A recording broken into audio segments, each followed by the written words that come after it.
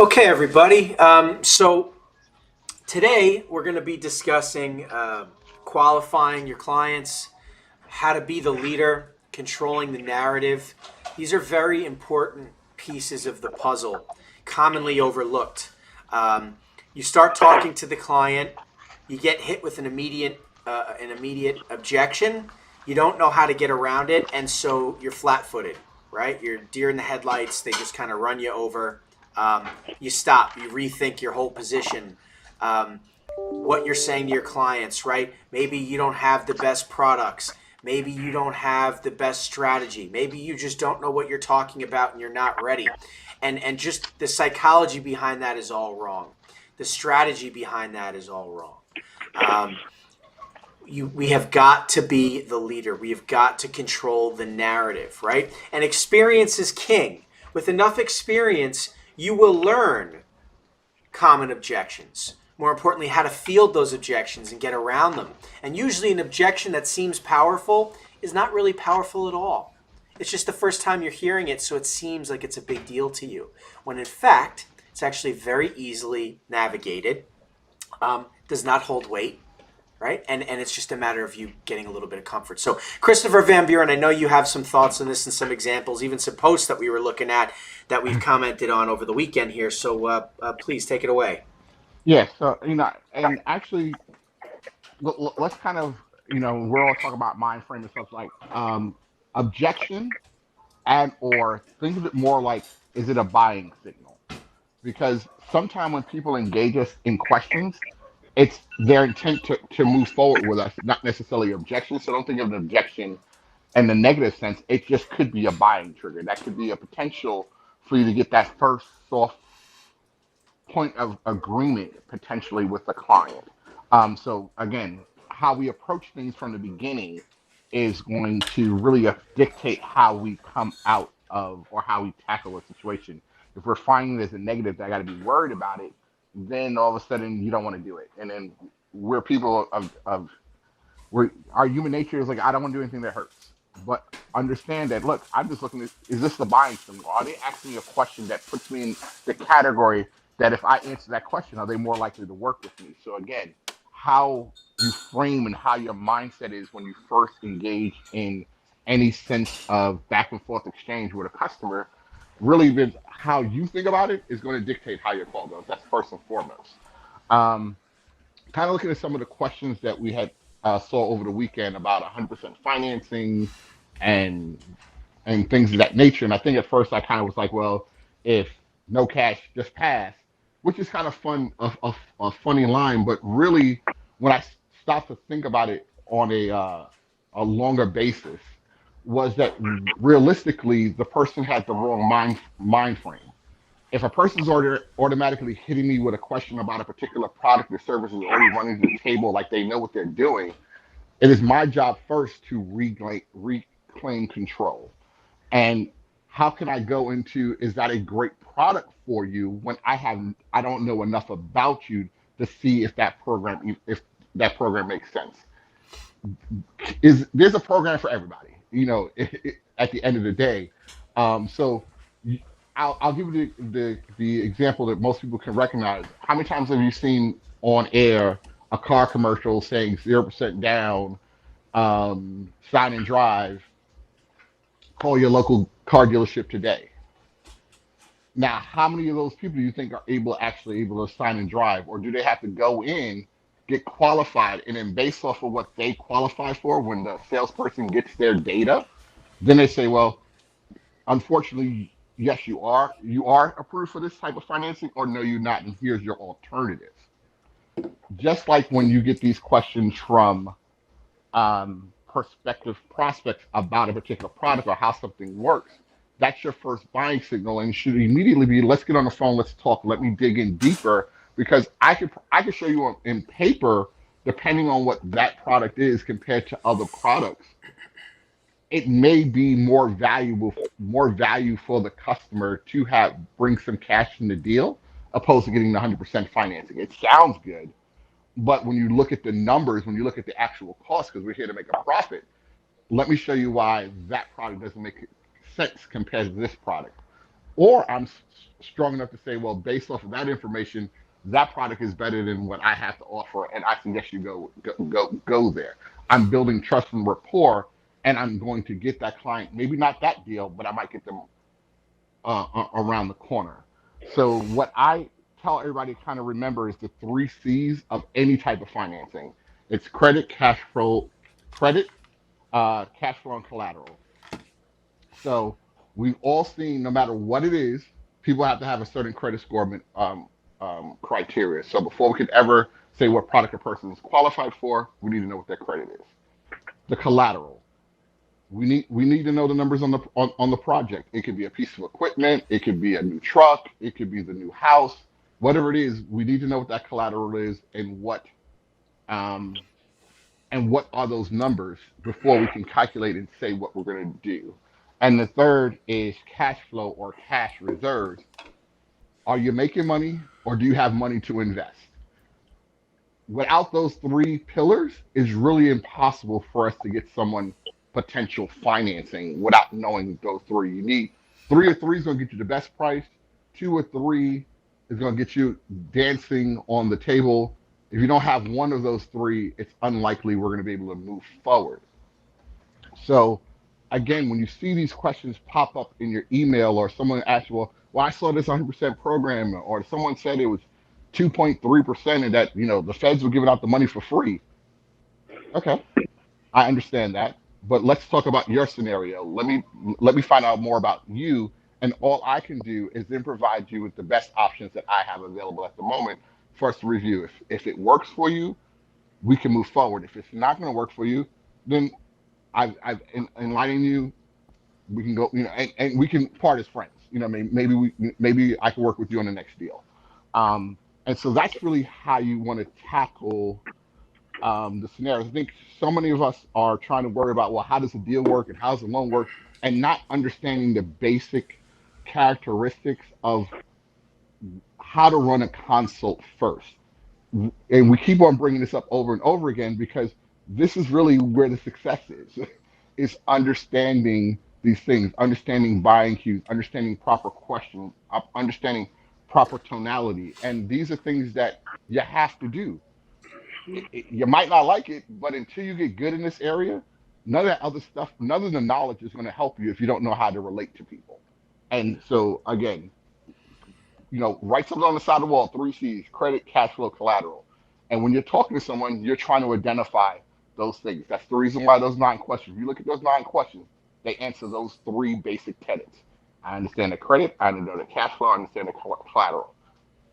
It applies, it applies through whatever type of financing we're trying to do. So that's pretty much what I have to say for today. I mean, if anybody has any questions, I mean, I don't know if Irma's online today, but I did a quote with her today, and I can let her tell you the experience. But I didn't spend time on whatever the rate was. I spent most of my time on finding out what this guy was trying to do, providing him with highlights of why I'm the best person to work with. And I impressed him with that ability, even though his deal that he was initially talking about wasn't there. Um, and those are the things that are going to propel you to being successful in this industry. Absolutely. Well said, Christopher. And before we open it up to questions, just to look at that objection for a moment. Well, hey, I'm not looking for partial coverage, right? I just want 100% financing, right? Your reaction to that, a couple ways to handle that immediate objection is, one, why is it that you're looking for 100% financing? Do you not have liquidity? Do you not have any cash to bring to the table, right? If they answer that question as, well, no, I don't, your immediate response should say, well, do you own a property with equity? Because if you do, we can eject cash out of that, put some cash together for you. Now you can have some skin in the game, right?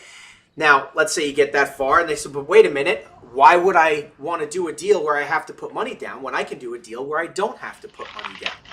The name of alternative finance is risk. There's a reason all the cowboys are in this game, especially cash advance, right? Because there's a lot of risk, therefore you charge high interest, right? So it's not just the points on the deal that you're earning from, right? But the syndicators, the group of people who are putting money together and syndicating into these deals, they're getting a big return. the person who manages that book of business, all that cash, is getting a piece of the action for every investor, right? So when you consider all that, if they're incentivized by the risk and therefore the reward, well, anybody offering 100% coverage, I think we can all agree that's a tremendous amount of risk. Sure. Right? So if you stop and think, well, what are they getting for that risk? You think that they're gonna, not only are they gonna take on all that risk and provide 100% financing, but on top of that, they're also gonna give the best rate? I think not.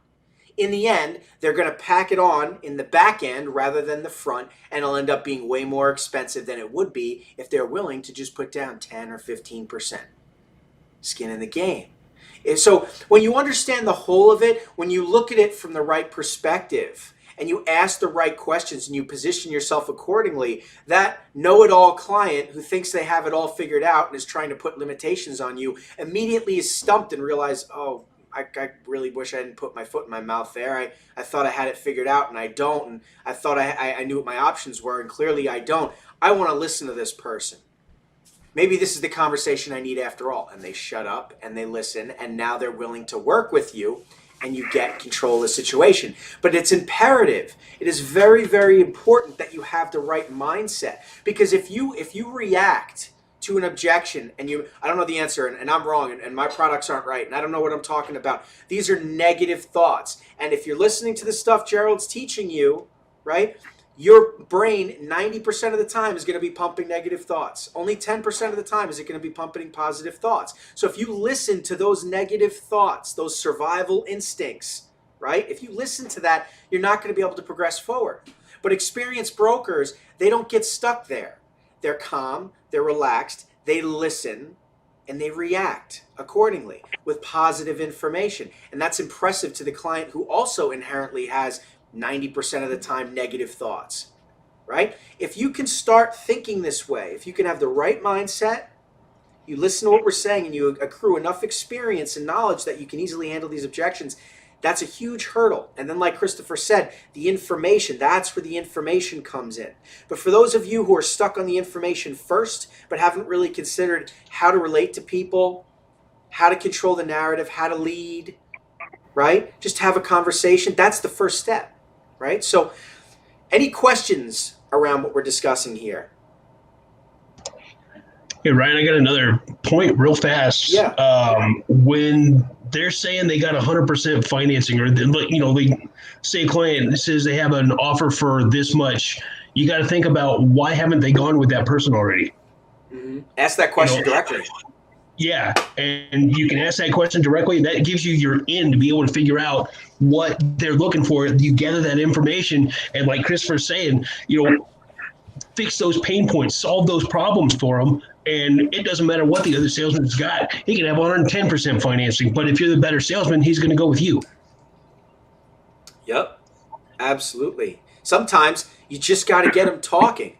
Sometimes you just got to change the topic, change the subject, move the conversation along, right? Anytime a negative thing happens on the phone, right? A negative point is made, a question is asked that you can't quite answer, and you respond by saying, hey, I don't know, but don't worry, I'll find out and get right back to you.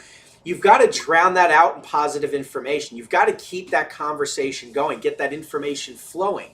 Because another few sentences go by, another key point comes up that you can address, and suddenly it's forgotten, the original objection, right? So it's how good are you at just keeping the conversation flowing, right? So great point, David. Yes, Dave. Dave DeVito, I saw you raise your hand. Yeah, hey, Ryan, thanks. So just more to add on to that is that, ask them about the terms of the 100% financing. I mean, I'm an investor as well as an affiliate here, and what you guys will find is that the terms, as we've been talking about a little bit already, aren't necessarily something they can rely on for the long term. Most of these 100% financing guys want cross-collateralization, and that's all fine and good, but unless you're talking to an investor with like a couple hundred properties, they're not going to be able to sustain a long-term business with that because they're going to run out of other houses that they're going to want to cross-collateralize. So keep that in mind as well. Absolutely. Great point. Thank you, Dave. Great point. That's your chance to challenge somebody and just say, oh, so you're a big guy. You're a whale. You have 200 properties, right? A gigantic portfolio to leverage. with all that collateral, yeah, I'm sure you can get 100% financing. Is that you? And then the client, they, they get all caught up because that's not them, right? And odds are it's not going to be them, right? And so you trip them up, you get them stuck. Suddenly they're listening, right? So there are ways to get around these objections, right? And bring your objections to the table here in our coaching call because as you can see, there's plenty of minds here and plenty of experience to come at it from a lot of different perspectives and help you. Already, this one objection, we've got like 10 different ways of tackling it, getting right past it, right? So something to consider. Any other questions about this? All right. Looks like we beat this topic to death. Good to know. More than likely. Yeah. What was the sounding point? I just realized. Okay. Just to give you a hypothetical scenario, if you're talking per se to a whale, and that'll come out in the conversation, like they a super seasoned investor, they got a bunch of properties. They may already have banking relationships or partnerships where they've already proven their ability to be a good business person, and they're going to get extremely beautiful, attractive rates because they have a track record with a lender or a private network that they're like, look, I've seen the work you've done. You've always been profitable. You've always paid your bills back on time. Yeah, we're gonna let that go by. We're gonna make concessions for you, the individual, because of who you are. But I have a relation. They have a relationship. If I take someone brand new that I don't know from Adam, this is a phone call. How do I expect to give you those type of concessions when they have no point of reference of who you are? Concessions are made through experience, a working relationship. So until you have a working relationship, it's really hard to get supreme pricing if you don't have that track record. So again, understanding all sides of this process and wearing the hat of the lender, maybe a potential investor one day, understand there's going to be criteria that you're going to want to have before you put money out on the street. You have to bring it around. And when you're speaking with these customers that ask these questions, this is how you highlight that you know what you're talking about. Because now it's like, no, you have to earn to get something that attractive. And it's literally by the sense of the conversation and giving them the proper analogy, the apples to apples comparison. Hey, yeah, you got that over there because of your history with them. But we're talking about you're asking for someone brand new to give you something that the person who already knows that doesn't happen that way. And most investors are like, yeah, you're right. And literally then we can start getting into the real nuts and bolts of a conversation. What can we do? What's your capacity? So just kind of beating a dead horse at this point.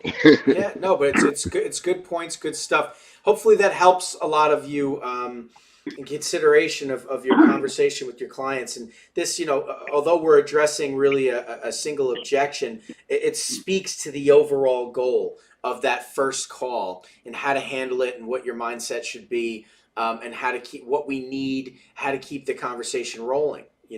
Never be afraid to say, I'm not sure. Never be afraid to say, hey, I don't know, but I'll get right back to you. That's okay. But keep going. Understand your objective is to gather information, right? That's your objective. The 3 C's, right? That's your objective. Keep the ball rolling. Have confidence. We have a very large lender network. We have terrific products behind us. We're very, very competitive. There's no reason that you shouldn't be talking to these people. There's nothing that they have access to that we don't have. None of it. They may try and convince you of that, but that's not the case. Be confident. Leverage your higher ups, right? The people here who have been here, your team leaders, right? Whoever, even myself or Gavin, we can help you, right? But you need to be strong in your footing, right? Hold your ground with your clients. Keep the conversation going. If you fail, that's okay. Crash and burn. Crash and burn. You'll learn from that. The negative stuff serves to sculpt you into what you'll become, right? The positive just encourages you. There's nothing constructive about that, right? It's the negative. That's what we need. Those are the building blocks of success. So go through it.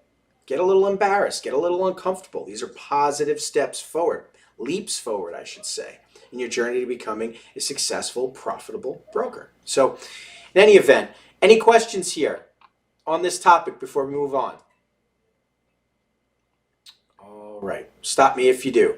So, with that being said, I'd like to, or we'd like to, hear from all of you, get a feel for how your experience is going, and in hearing that feedback, I'm sure some great topics will come up for us to address. So, what I'll do is just, I guess I'll go from the bottom of the list up and call you out, since nobody feels like raising their hand today, other than Dave DeVito. Thank you for finally clicking that button, Dave. Nobody ever clicks that button.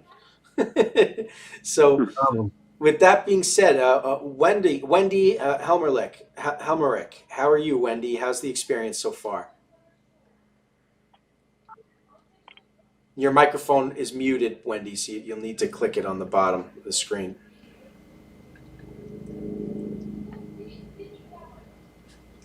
See if I can unmute her. No, I don't think so. Oh. Hey, Gavin, are you able to unmute people? No, I just tried, Ryan. It won't let me. Okay. Okay, Wendy, if you figure out how to unmute yourself, you can go ahead and do that. She may have stepped away. We'll come back. Scott Petty, how are you, Scott? Hey guys, I'm doing fantastic. We call it really love all the energy, love how everything works out. I do have a question for the group since I'm brand new at this and getting started. Sure. When an applicant puts in his paperwork in, my question is really simple. Is it a hard credit check or a soft credit check when they first start? So it's usually a soft pull in general. Depending on the deal type, it could be a hard pull towards the end of the deal, but that happens later on. You'll never have a lender where they submit the app and bang, hard pull. It doesn't really happen like that. And if there is going to be a hard pull, there'll be a heads up to the client as to if that's going to happen and when. Great. That was the biggest question I had on a couple of individuals that I've talked to. I'm in the insurance business, so this is married up real well with everything so far. And the investors that I have that I'm covering with their properties have already started that inquiring. So that's great. And then also, if you look at the specifically our application, or if you understand our pitch when you look through our email, the one thing that we highlight is that we can get you a quote in 24 hours without a credit pull. So there's no pull during this initial conversation. It's like, look, I'm gathering intel, and then I'm going to come back and provide you with some solutions based off of what you put on the application. So read the body of your email, because that is an address. It's something that's addressed in our things out. So even if you're dealing with your own warm market, those emails still will give you a great footing to have conversations and spark conversations just by understanding what's in the body of our messaging already. Fantastic. Thanks, Christopher. Absolutely well said, Christopher. And there you go, Scott. And just to be a bit more specific, we're not going to pull credit. The lender will. And that won't happen unless there's a good deal on the table, and at that point, the lines of communication are open. So your clients will not get blindsided. Business funding, it's typically a soft pull, very, very rarely a hard pull. Whereas, obviously, anytime there's real estate involved, generally you're looking at a hard pull. So something to consider. Fantastic. Thanks, guys. You got it. All right. Sam Elwin, how are you, Sam? How's it going?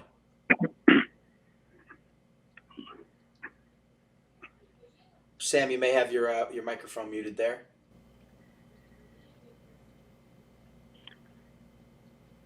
All right, we'll come back to Sam. Scott, and welcome to the program, by the way. Being new and all, welcome aboard, and let us know if you need any help, you have any questions, getting set up, getting the ball rolling. We're there for you, all right? Okay. Mike. Oh, there you go. Hey, Sam, what's going on? Hey, yeah, sorry, I'm actually... Oh, you muted. You clicked the mute button again.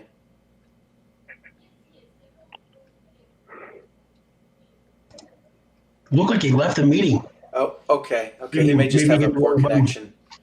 Oh, he's back. Oh, there he is. Sam, keeping us on our toes. Oh, sorry about that. That's okay. Sorry. Yeah, I'm actually working right now. They asked me, my manager asked me to work today and tomorrow. So sorry, I'm actually also on a call with a user. So no worries. No worries. Yeah, we'll come back to you another day. enjoy listening. Yeah. Terrific. Thanks, Sam. We won't bother you anymore so you can get back to work, all right? Thanks. You got it. Hey, Pete, how's it going, Pete? Well, I thought you'd have beaten me up enough already by picking on my question. That So a year ago that was. was an old question. Yeah, some It's very old. Yeah. It got kicked back it up was in a old as comment. me. But so yeah, no. So I'm actually regrouping a little bit. I've gone a bit quiet lately, as you've noticed. But it's all good. It's all good. I've learned a lot from experience so far, and I've been looking at. You've always got to improve, haven't you? You know, and I thought I had it. Well, I have got it right. I've just got to get a bit more organised. I'm a little bit limited on time, you see, from a lot of guys, and I'm over in the UK, so I'm sort of limited on the times that I can respond to people, which I'm trying to get organised a little bit better over here. But yeah, no, I mean, I got that question answered a year ago quite well, and I did learn then. It wasn't you, Pete. I think someone made a comment on that past post, and so that's what kind of is driving the conversation today. Yes, I'm pulling your leg, Christopher. I'll just use. I'll take the hit for the team. Don't worry. But yeah, no, all cool, Ryan. All cool. Good. Glad to hear it, Pete. Glad to hear it. And Pete has been around for a while, so he understands these things and has heard this stuff before. And if you can catch Pete live on Facebook a lot and doing his thing, he does a good job of getting his face out there and his forming relationships with people, and that's a big part of it, right? Is being recognized as an expert, is having a network, a sphere of influence. It's a big step, a big part of it. I think even the Team Stags, Crystal and Terrence, have been on podcasts and they've generated some leads doing that as well. What are you doing to get yourself out there in front of people? How are you positioning yourself as an expert, right? So that people want to listen to you, gravitate towards you, right? Are you leveraging the brand? How are you going about it, right? Something to think about. There's certainly more you can do beyond gathering some email addresses, friend requesting some people, sending some messages, right? How creative are you? What are people doing in the space? You on YouTube? You taking a look at what's going on, right? Are you paying attention to the ads that come through? Are you going through your investor Facebook groups and you see what other people are doing, right? Got to stay in the know of what's happening. Got to stay relevant, right? Got to find ways to get in there. So something to think about. Thanks, Pete. Michael Valadares, how are you, Michael? I'm doing great. How are you doing? Doing well, thank you. Doing well. Trying to stay warm. I've been doing a lot more of getting more comfortable on Facebook and sending friend requests out and messaging, and just basically try to find out, one, if there is an immediate need, and then two, if they have the cash liquidity, and try to set for an appointment after I identify those two things, or just if I can't get an appointment, at least get an email so I could send them our email. Got it. And have you been connecting at all? How have some of these calls or email conversations gone? Oh, it's going pretty good. I would say majority of them do say that they just want to email. Okay. And then, I know I got to follow up with them and either send them an email or just hit them a message saying, hey, how are things going? Did you find a deal, or what, let's talk about your next deal. Mm-hmm. So just starting up more conversations through Facebook. Got it.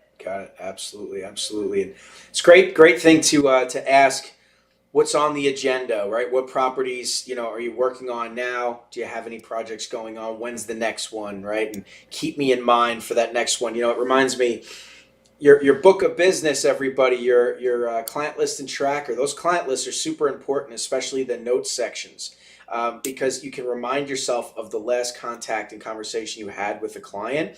And though they may not be interested today, right, or only want the email today or whatever, you may talk to them 2 months from now, 6 months from now, whatever it is, right? And if you can get key information like when's the next project coming, right? Have you found a property yet, right? Oh, you just put together a bunch of cash recently, or you're about to once you flip this property, that puts you in a buying position. And if you call at the right time, and you get in front of that person at the right time, you just might be their funding source for that next project. And if you do a good job, you might be the go-to moving forward. So timing is everything, right? So Michael, manage that book of business well, stay on top of it, stay in touch with these people, and figure out that key timing, that key information, because that is really unlocks the doors to lining up your clients. Right. Yeah, I know. I got to just keep up on the follow-up, which I'm tracking now. So. Terrific. Best of luck there, Michael. Let us know how we can help. Terrific. Leave on that, Mike. Just go ahead, before we jump on the next, especially if anybody's using the mix match and stuff like that. So understand you had a cold email folder where you put all your cold leads in. When you have people that you want to follow up with, set up another folder and put all that data into your warm lead folder. And so now you're separating your book. So understand, if you have a notebook, you have sections. And so same thing with your business book. You want to have cold, I want to have my warm clients, I want to have my hot clients, I want to have my closed deals. And understanding managing your time is going through the different sections of your book and putting people in the right sections, so that way you understand, well, what am I attacking today? Today I'm going to spend time, I'm going to reach out to my people that I spoke to about 3 weeks ago. Because if you think, if someone said they're doing a project now, it should take them, 30, 60 days to get their flip, up and running and done. Hey, I'm going to start reaching back out to them, at the 60-day mark or so. Hey, what's going on? Are you ready for your next project? How did that last project go for you? Using the same email, but now I'm just personalizing the reason I'm reaching out to them. So I'm not reinventing the wheel, but I'm going to bring up something from that past conversation. I know you were just finishing a project not too long ago. Are you out looking for more? And then boom, this is what we offer. So this is how to use the same content over and over and then make it identifiable to the individual that you've spoken with. Absolutely.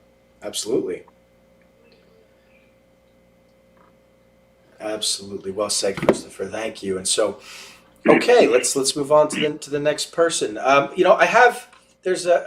hit some of the phone numbers really quick before we go back over to Levi. 619 area code. I can't quite make out the full number, but who is that speaking? That's probably me. 619-954-6703. Yes, that is you. It is 52's the last digits, but I see your mic's moving, so it's you, all right.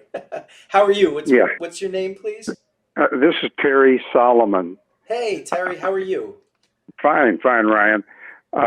It's been a little difficult for me with the setting up everything. David's helped me a lot, but I'm working through it. I have a tech guy helping me. Okay. Anyway, I was going to ask you a couple of questions. One is on, as you're doing this email campaign on the first email, after that, is it automated or is it best just to follow up manually? So it depends. If you're getting engagement, they're responding, right? And they have questions, that's where it becomes manual, right? But if they're not responding, there's usually, 4 or 5 points of contact where your email campaign platform is automatically emailing them. They go into a funnel. So the first email goes out. If they don't respond, the second one, the third one, the fourth one goes out. And it's a little bit different each one. And you can usually grab them in between 2 and 4. Some who have immediate needs respond right at 1, but that's the automated part. We have some great tools to do that. You have GMass, which is free and just lets you just get used to it. But really what you want to do is get set up with Mixmax. There's better capability there, and the cost is minimal, and it just automates that process. It's the same. Now that's for your emails. For your messaging, with LinkedIn Sales Navigator and DuckSoup, the combo of these things automates your outreach of finding people on LinkedIn, automates the connection messages for those that do accept, and gets that conversation rolling. And then from that point, it's manual. But what this does is it gets you to a place where you're only manually speaking to interested parties, right? Instead of just having cold conversations. So that's definitely the way to go. If you need support in getting that set up, we can absolutely help you. I believe I was talking to David about this. We were looking into possibly getting some sort of remote access to where we could click through, for you, get it set up on your computer for you. So I guess, David, I'll circle back with you on that. We can take a look and see how far along Terry is here, and I know he's got some support. So we'll see where you're at, what's still left to be set up. But once you get it set up, it can be a little tricky sometimes. But once you get it set up and running, it's good. You got your routine, and on you go. Okay. Can I ask you some questions concerning fix and flips? Sure. Things like that. Okay. Look, on a fix and flip, and a person has a property. Is that property viewed by the lender online, or do they need to physically come see the property? I'm sorry. Before it's purchased. Say you have a property that needs to be rehabbed. Mm-hmm. And does a lender just use comps like Zillow or something like that, or do they have to come and actually view the property? Oh, there'll be an appraisal. Christopher, you want to take this one? Yeah, the majority will be some type of physical inspection, because you guys understand, if you did a rehab budget, and there's repairs. I mean, you went inside and said the house looks this way, and I'm gonna do these repairs. Before the lender's going to be willing to lend money, they're going to take that rehab budget and they're going to send someone there to visually inspect. Does that make sense? Does what you put on your application make sense with what we see at the property? Again, they got to secure their risk. They're not going to lend money sight unseen. Of course not. Yes, there will be some type of There's always an evaluation of some sort needing to be done when you're doing bridge financing in that capacity. Okay, that's great. Now, what about the subs? Does the lender pay the subs directly? Nope, the lender pays nobody. So when you're working with a fix and flip, if you understand when we say you need down payment, closing cost reserves, the first percentage of your thing, monies paid in draws are paid after you do work. So you hire your general contractor, you do a level of the work, you pay them, you get invoices saying that the work was done. You then send that to the lender, and they reimburse you for the money you spent. So you have to put money into it, get it up to a certain standard, and then request to be reimbursed to pay the contractor. The second thing, the lender has no relationship with the contractor. The lender has a relationship with the individual investor. Yes, see, my wife is a real estate broker, and she's been in a long time. And I was just wondering, in a situation like that, where she isn't a general contractor, but she has experiences. Would she do the disbursements? I mean, as she pays for those rehabs. Is she the investor? She's not an investor. She's looking into it. We're looking into it. Okay, so when you're the investor, you're responsible for managing your contractor relationships, and all money. And as you get work done, the lender will reimburse you for the work that you put into it. Okay, but would we have to pay the subcontractor first, and then submit it, or? Yes, you have to pay. You have to start the work out of pocket, and then get reimbursed. I see. Okay, got it. Let's see. I'll answer my question, because I was wondering, who makes sure the rehab costs are going to be for the benefit of the property. When your inspector comes, apparently he evaluates what the person's doing the rehab, what values and what they think it needs to be done, and then he sees if he feels that's adequate. Is that how it works? Something like that. So understand it. The application process, when the application is presented, you're going to give me a scope of work or a rehab budget. That rehab budget, since we're doing an after repair value evaluation, that repair budget will be sent to the evaluation, or as a part of the evaluation team consideration. So when they look at the house, it's priced X amount of dollars, the as-is value is this. Now with rehab, the new market value will be that. So everything is going to be checked along the way. So we're going to look at what's the current market value, what's the future market value, what's the level of rehab that we're doing at that, and does it fall within the bank's guidelines? And each individual investor will have different levels of where that can be, and that ranges based off of experience and credit. Sure. Yeah, of course. Well, that answers those questions. Thanks. You're welcome. Terrific. Thanks, guys. If you have any other questions, let us know. We're happy to help you get set up. But just this initial process, it can be a bit cumbersome and you have some questions, you're trying to figure it out. But once you get that routine set up, it's just that daily outreach, keeping that funnel full, it changes. Then it becomes about finding the right clients, asking the right questions, right? Trying to sift through the sand for the gold, right? And once you figure that out, that's when the healthy, steady flow of qualified applicants come in to play, and you start making money. So best of luck. Let us know where we can help. Okay. Terrific. Levi Bloom, how are you doing, Levi? I'm doing great. How about you? Doing just fine, thanks. Doing just fine. How's the outreach going? Any good prospects? It's doing actually amazingly, even though the beginning of 2021 was slowish and I was getting a little worried. Yeah. I had a conversation with Gavin, and he's like, maybe it's the election and a bit of the holidays. And then the third week of January, I have already 4 applications.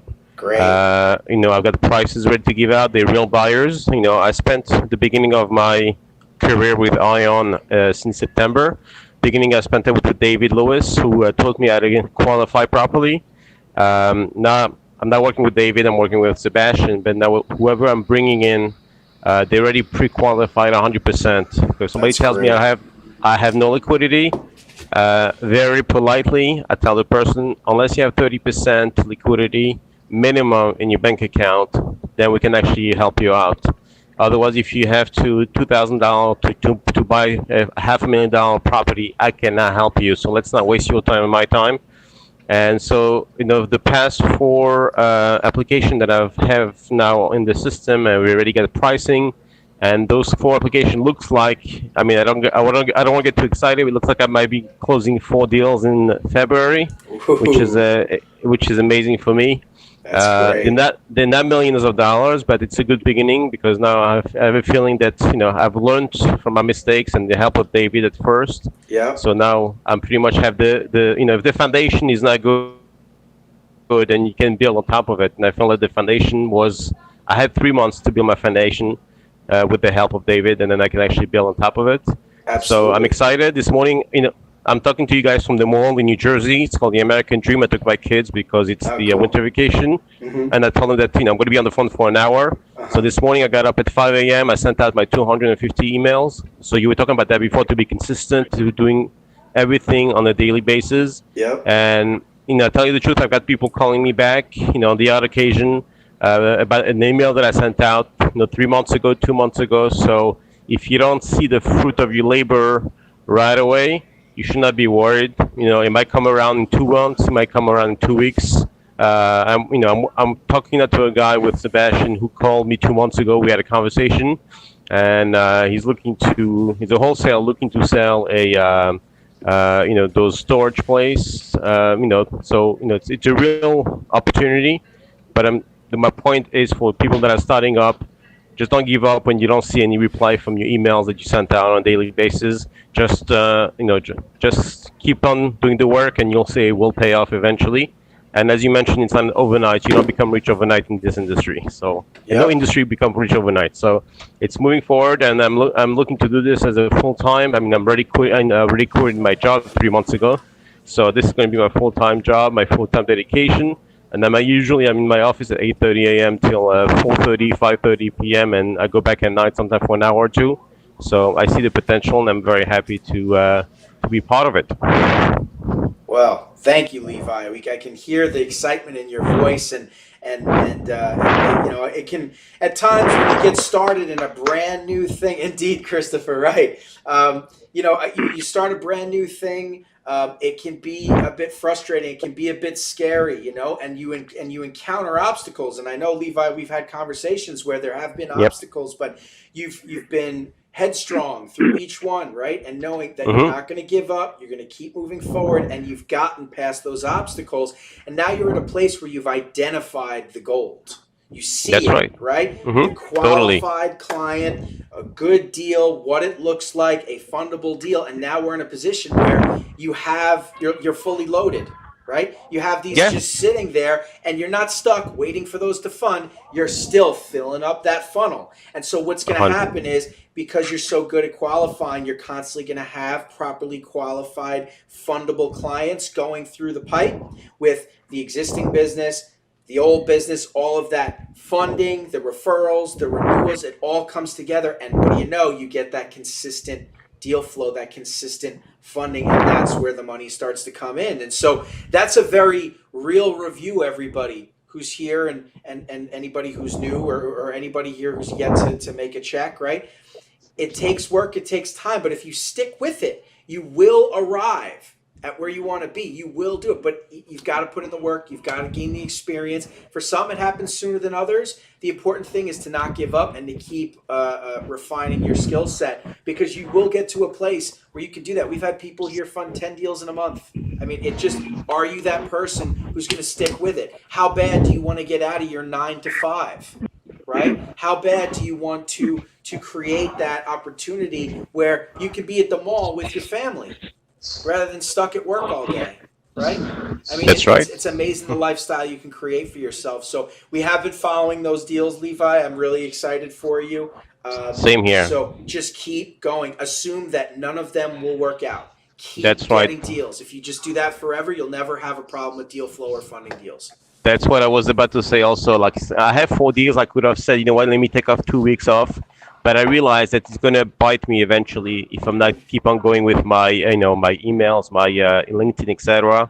So you just keep on going. 4 deals doesn't mean anything. I got to keep on going because next month I want to close another 5, 6, 7 deals, and the following month and the following month. So, you just have to keep on going, and you'll see the results. Indeed. Absolutely. Well said, Levi. Keep up the good work, Levi. Thank you very much. I appreciate all your help. You got it. You got it. All right. Terrific. Some great words of encouragement from Levi there. So let's move on. Let's see how some of the others are doing. Urteza, how are you, Urteza?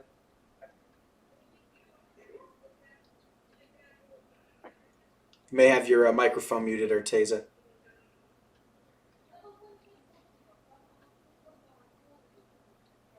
That's okay. We'll come back to you. Let's see. Charlie Messer. How's it going, Charlie?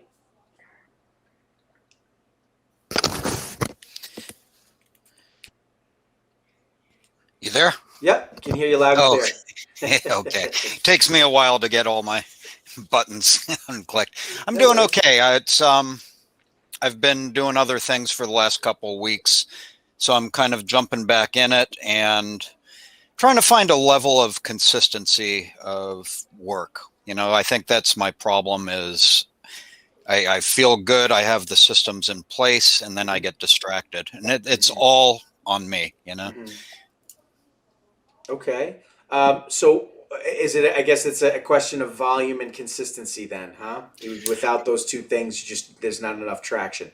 Yeah, purely consistency. Mm-hmm. Truly. I mean, if I keep with it and I, populate the various activity trackers within the ION system, my activity level goes up and I can see it working, and then I get distracted by other things that are maybe more immediate or so. And it's discouraging. I mean, I'm discouraged in myself. I have nothing but, praise for ION and the people there and the systems in place. Well, thank you, Charlie. Yeah, it's just a matter of, commitment and consistency as far as I'm concerned. And yeah, I was hoping the first quarter would be better, and then January, just life went happened. away. Yeah. I gotcha. The next thing I knew, I turned around and it was February, and it's like, okay, well, I'm not going to wait for the second quarter. I'm going to kick the system into process, and just do the numbers. And I do believe, experientially, what you say is true, and that is if you consistently do the activity, the numbers will play out the way they're going to play out. I mean, I don't think there is a, science behind this. It's not all, art, it's numbers in, numbers out. Indeed, absolutely well said. And Christopher made a great point. Quarter's not over yet, So hey, listen, I wanted to hit the ground running in the beginning of the year, and I got hit with COVID-19. That threw me Oh for a man. spin, So we all have plans, right? And who was it? Mike Tyson, who said everybody's got a plan until they get punched in the face. That's right. It's just the way it That's is. So no worries I there, like that. Charlie. Listen, Charlie, 1 hour a day, every day. Start there. Give yourself a small amount of consistency, right? And take it from there. You see, Levi is militant in his approach, right? Every morning he gets up, he makes sure to do his 250, right? By doing that, he's got some level of consistency. Through that, he gets some success. He finds a reason to put in more time, right? What you need to do is just start small. Get that consistency going. Doesn't have to be consistently 6 hours, 8 hours a day, every day. Just start small. Give yourself some consistency and you'll see results. When you see those results, scale. Data tells us what to do every time. We just got to accumulate that data and put in the work. And as long as it works, we scale, right? It's how Gavin and I build our business, right? Same thing. We just collect the data, we take a look, you put the money in, you see what money comes out, the model works, you scale, right? And that's how you grow. So that's all you got to do. I appreciate that. Real quick. I got into this business coming from the business lending, the alternative business lending, and I'm looking to, go back in that direction. It's just I never completing my real estate investment stuff. Going forward, would you be able to do a little more training, the Monday coaching calls on the business side, and how is that side of the business going for you guys? Absolutely, you got it, Charlie. So I have tremendous experience in that area. So I'd be happy to hop on a call with you one-on-one and just kind of walk you through that a little bit. I have to be honest, not everybody seems to want to engage in that type of funding. Maybe it's past experience. Maybe it seems too difficult because of how high the interest rates are, how many points are charged or whatever. I can tell you is the few that do make money and the checks are big. Right. I've made a tremendous amount of money doing that. I've got a tremendous amount of money out the door doing that. I mean, it's expensive for businesses, but there's some serious reward there. And it just comes down to, are you willing to do it? You got to have sharp teeth. It's a very competitive space. You have to. There's a lot of lessons to be learned there. And Terrence Staggs is currently at work there, and he's diligent in his efforts, and he's militant in his daily outreach, and he's finding the right customer, the right type, but it's the kind of thing where you're talking to a client, they're talking to 10 other brokers. They're getting their phone is blowing up on all day, every day, nonstop. How are you different? What is it you're doing to separate yourself from the competition? Do you understand the whole of the client's needs, right? Are you asking the right qualifying questions? Do you know what's going to disqualify the client right away? Do you understand what default is, stop payments, altered payments? Do you know what fraud looks like on bank statements? Do you know how to underwrite bank statements and take a look at affordability of a payment schedule? How to put with that? You need to know these things and then be able to live on the phone with the client, be on the go, have your calculator out in front of you, be able to, because really what you need to do is prove to the client that you understand their business, you understand the numbers, you can help them position themselves accordingly. And we need the truth. Anybody who's been in business funding long enough knows that clients just flat out lie. They're afraid of you because they think that you're the lender. You need to tell them, I'm not the lender, I'm the broker. You need to explain to me the good, bad, and the ugly so we can figure out a version of that to tell the lender to get you funded, okay? Which sounds interesting what I'm saying, people, but even the lender will say that to you, okay? You talk to the rep at the he's like, listen, all I want is 3 months bank statements and the application. All I want is the documents that we request that comes back from underwriting. What we do not want is for you to send us a laundry list of documents, overcomplicating the deal, creating endless questions where the deal's never going to get funded. Even the lender, even the rep at the lending firm says that, okay? And so the point is, there's a lot of nuance there. There's a lot of obstacles there. But once you understand those waters and you develop sharp teeth, you will succeed, and you can make a lot of money doing it. So I'm happy to help you there, Charlie. If you want, schedule a call with me at some time this week. I'd be happy to dig in with you. Great. I appreciate everything, Ryan. You got it. Absolutely. Absolutely. Okay, so that's going to do it for this week's call. Welcome, Leah. I see you just joined us. I am going to post the recording so that you can take a look at what you missed. But yeah, everybody, each week I do record for those of you new joining us, so you can go back, see what you missed. Do try and make the 12 o'clock. If you have questions, you want to engage. If you don't have the opportunity or the chance, post those questions in the comments of the group. Reach out to your team leader, even Gavin, myself, Gerald. Make sure you're using your mindset coach, people. It's very important. Very, very, very important. We keep trying to explain this to you. Engage. Okay, with that being said, there's support all around you. Everybody have a great week. Attack. Go get some great deals. You never know when you catch that whale, and that big commission check's going to come in. So keep moving forward. All right, everybody. Thank you. Have a great day. Bye, everybody. Thanks, guys.